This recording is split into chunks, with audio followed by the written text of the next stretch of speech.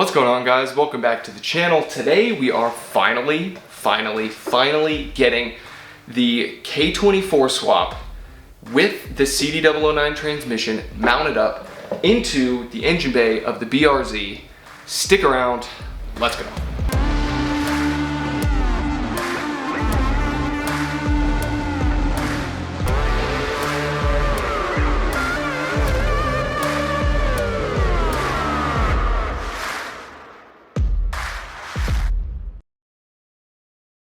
Alright, so just to recap what we did on the transmission, we broke one extractor bit, one Harbor Freight drill bit, and two, I believe, one or two Milwaukee drill bits. So those things were a huge pain.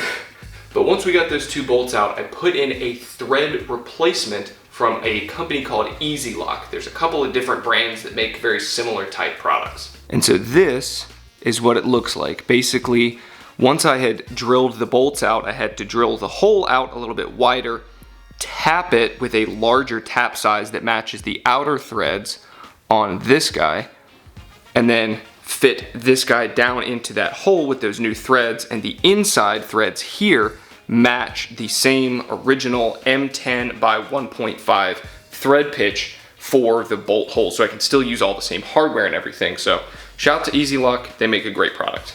And after I got the threads repaired and I got those inserts put back in, before I reconnected the engine and the transmission, I went ahead and took the engine just by itself and dropped it into the engine bay to make sure that the mounts would line up, because as you guys know, I was kind of having a little bit of trouble with that the last time I attempted to do this.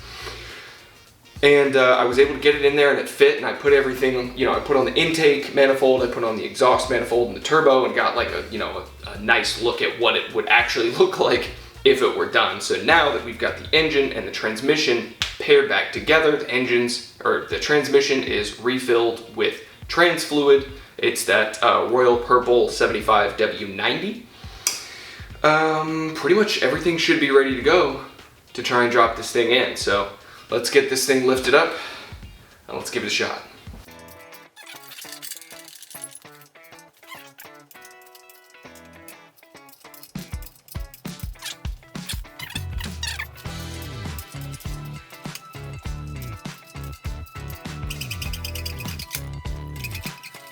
Alright, so now just to recap on how we're going to do this, basically, got to get this thing up a little bit higher in the air, get that transmission kind of slid past the subframe at first, and then make sure that we clear this guy, our transmission adapter, over the top of the subframe, and then we can start to level it out, and I'll have my floor jack underneath this end of the transmission to try and push up on that so we can level it out as we continue to slide it in, drop it down in place.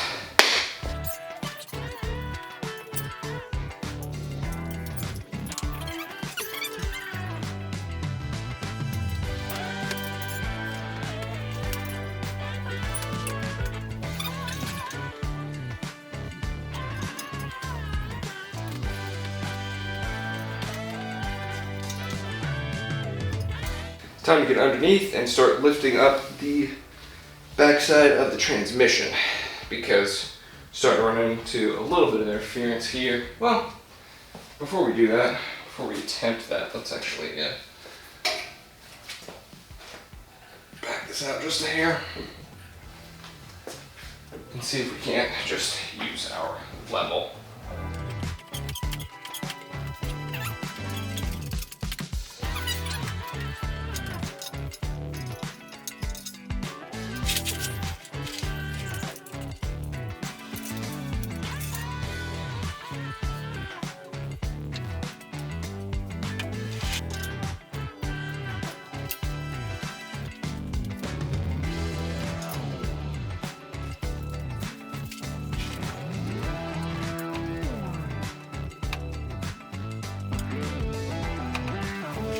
So I'm going to give you guys a little bit of a look at what we're working with here. So here is your Subaru engine mount, and what you kind of can't see, there you go, if we want to focus, is the tops of the two studs coming out of the engine mount right there. So this side is almost perfectly over top. And this was the problem I was having last time as well. The ones on this side are not lining up. And so what I did previously, whenever I tested it, just the engine on its own without actually having the transmission attached, I crank this ratchet strap to basically pull this side higher and tilt the engine over at more of an angle this way. And what that allows me to do is to get this passenger side engine mount actually, get those two slots dropped over top of the two studs on the engine mount. And then as that drops down, because of the fact those studs are slanted at this angle, once I drop the mount over the top of them, I can then slide over ever so slightly, and that gives you just the right amount, the perfect amount of space to slide over and then get this side dropped in. So that's what we're gonna try to replicate here. I may need to crank up on this ratchet strap one or two more times just to try to get the angle right.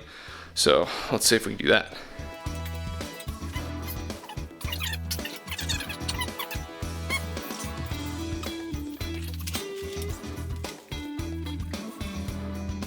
Just slightly lowered the engine, or not the engine, the trans just a hair to try and get us a little bit more room to work. I can only really drop this down a tiny little bit before I start sitting on the engine mounts. All right, well, I've had a bit of a break. As you can see, I've changed. I've had a bit of a rethink, and I'm gonna show you guys what I think I'm gonna try to do, because at this point I can't really make any more progress with where I'm at, so I have to kind of try something different. This side is like the tiniest little amount short. I don't know if you guys, I'm trying to get you a good angle here, but basically we're off by like just a hair. We're off, yeah. We're off by the tiniest amount, like half the width of one of those studs. And the reason that I'm having trouble with that and like getting this engine any further back is that the K-Power water neck here for the coolant that routes around to the front of the radiator is hitting the back of the firewall. Now I could just pull the engine all the way out, hammer out the firewall a little bit, and then come back in and drop it down. But what I'm gonna try and do is lift this up just slightly, pull this engine, the bushing mount, the Subaru bushing, or whatever the hell it's called, that Subaru piece with the two studs, pull that out so that I can drop the driver's side all the way down. Hopefully the water neck will clear the back of the firewall, and then I can use my lift here to pull this side of the engine up while it's still in the mounts down there, and then take my engine mount here and try and slot it in underneath. That's the plan. Let's see how that goes.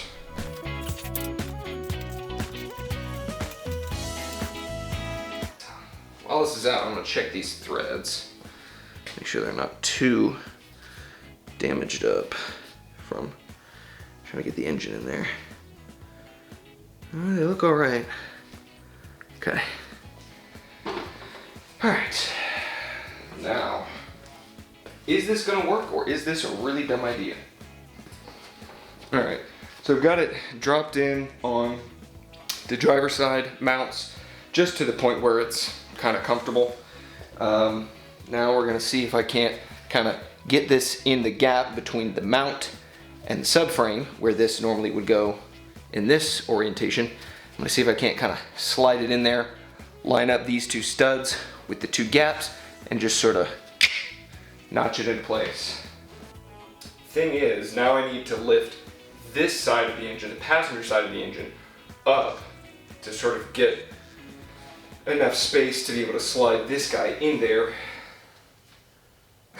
I'm kind of wondering if I don't just get another ratchet strap, hook it onto this side of the chain, and then up here, and crank that to sort of tip the engine back up this way. This is kind of a jank setup right now. It's just, I had given this a couple of cranks earlier, whenever I was just kind of slotting it in there. And I think that's what has kind of screwed me. I really don't want to pull it back out, drop it down, loosen that up, and do the whole thing.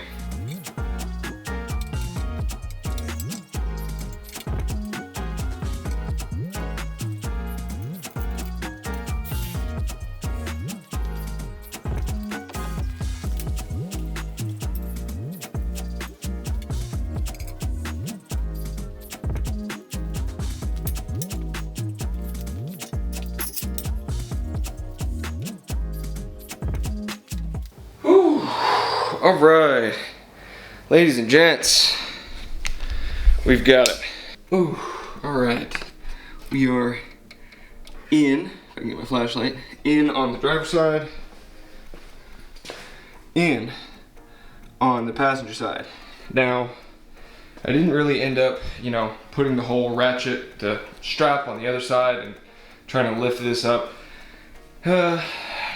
Basically just kind of figured it out.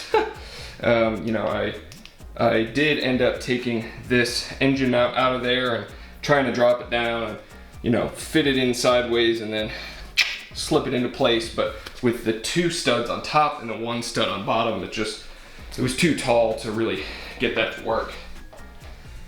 So basically, as you guys could see there, I just held the I held these so that, I was basically pushing this back a little bit and trying to pull on this forward. So I was essentially just squeezing this forward and this with my thumb backwards. And then I had my right hand on the switch here on the lift. Once that side, once the engine mounts dropped just over the top of those studs, came over here, checked that we were still good, lowered it down just a hair more, and then whenever you drop the passenger side in, because it's the K-Power mount is at an angle, when you drop this sort of front side in, then you can push the whole thing over slightly, and then you can drop in your driver side mounts. But now that it's there, let's put the nuts and bolts on, or well, not the nuts and bolts, let's put the washers and nuts on there, secure it in place, and then we'll take the weight off of this guy. All of the bolts for the engine mounts, by the way, are 17 millimeters. I don't know if I ever mentioned that, but it's all 17 mil. The one on the bottom for each side, and then the two on the top for each side are all 17. They're not torqued down necessarily, but they're all the way tight, so everything should pretty much stay in place. And so before we take this off, I do want to show y'all something. So in K-Power's instruction, installation guide, I do believe that it mentions that you want to shift the engine as far to the driver side as you can. So basically, once it's kind of dropped down on the mount, those engine mounts there, they have those slots. Basically, I believe it's either slide it all the way to the driver, all the way to the passenger. Check the installation guide if you guys are actually doing this. Check that to be specific to make sure I'm not misspeaking, but I think the reason that they want you to shift it to the driver side towards this way is because of the fact that you're gonna have your exhaust manifold here, your wiring kind of comes up over the top going this way, and then you're gonna have right here, this coolant neck right there is going to connect to your coolant tubing, is gonna run along this side of the engine bay to connect to your radiator. So yeah, now that I've just kind of made that clear, let's get this lift off out of the way, and we can take a look at the engine for the first time.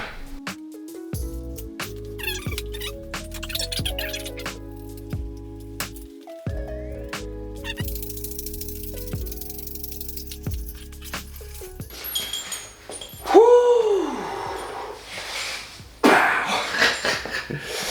Ugh. Yo.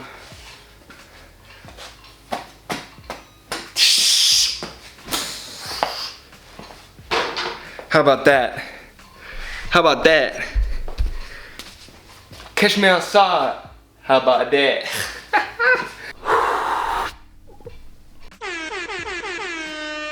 Dude, this has been such a freaking journey, such a trial and tribulation. I could not be more happy that the engine is in place with the transmission and it's all good. There's no rubbing. This coolant neck that was making contact back here, now that this is dropped all the way down, there's no contact back here anywhere. Obviously this is not bolted down, but if you guys remember way back when I first resprayed this in this lovely red, it's not looking so good anymore. The obviously, like, even though, you know, I had towels over it the whole time it was ever mounted on the lift, you know, yeah, you know, what are you gonna do? Do I just come back with some touch-up paint? Do I completely strip the paint and do it over? Or do I go get maybe a K-tuned valve cover that has the -10 AN ports already built in? Oh, we'll talk about that later. Maybe we will, maybe we won't. But now that we've finally got the engine in place, I can get the intake manifold, the exhaust manifold, and the turbo mounted up. And we can get our first look at what this bad boy is gonna look like.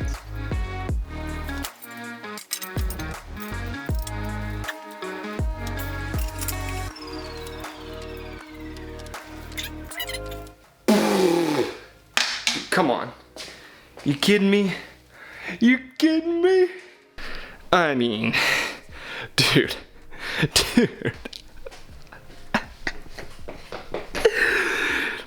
Come on, man. You joking? This is obviously gonna be your downpipe going through that little slot right there. Yoop. I don't even have any words.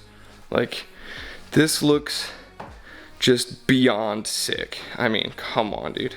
Like, that's a thumbnail right there. Boo! Nailed it. Like, come on, dude. I don't even know what to say. I'm at a loss. Big old turbo. And then we've got our wastegate here, which is gonna, you know, your outlet for your wastegate is gonna drop back, go underneath, and then meet back up with your downpipe right here before the downpipe goes behind the subframe and out the back of the car. I need to get the length of the drive shaft so that I can have the drive shaft custom made, because there isn't one for this swap currently.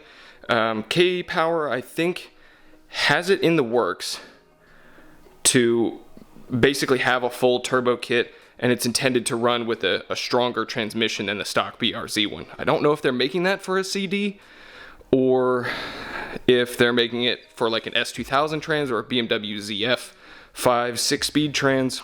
We'll just have to wait and see what they do. But right now, currently, as it sits, as I'm doing the swap, there is no pre-made drive shaft for this. So I got to get that measurement, go off, have a shop build me an aluminum drive shaft, and then obviously all of my, you know, intake, intercooler piping. The intercooler will go right here.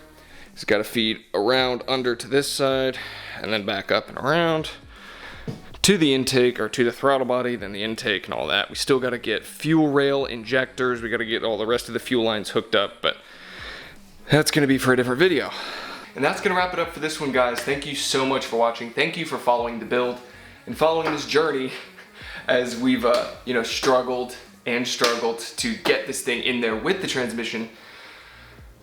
Oh, I'm so incredibly relieved that this step of the process is complete. This is a huge step forward in the right direction, because now it's like, you know, hook up your pre-made wiring harness, hook up your coolant lines, get your fuel lines hooked up, get the radiator and everything back in here, and then I can get to, you know, fabricating the turbo downpipe, as well as fabbing the intercooler pipe and all the rest of that. But again, thank you guys so much for being here and for following, for subscribing, for liking, and if you haven't done any of those, if you enjoyed this video, make sure to give it a thumbs up down below, subscribe to the channel so you can follow the build and see how this thing turns out. Hopefully it runs in the next couple of months, or at the very least is getting tuned in the next couple of months.